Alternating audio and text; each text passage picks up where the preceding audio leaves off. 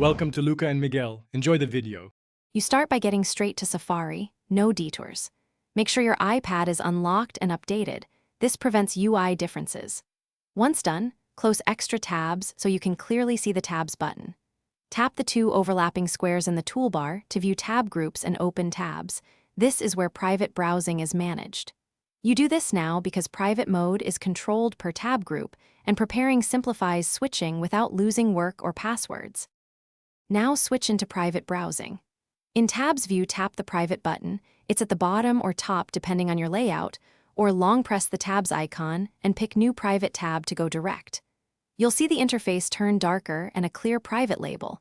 That visual cue matters because private mode stops saving history, cookies, and autofill.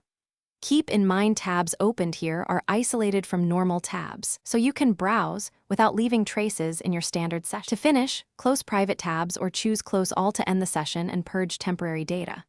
Make sure you switch back to your regular tab group when you want history saved. If private mode is missing, check screen time settings. Content and privacy restrictions can disable it. Disable the restriction to restore private. And if things still act odd, restart Safari or reboot the iPad. That simple step often resolves lingering UI or permission glitches. Thanks for watching and please subscribe. It's the best investment you'll ever make.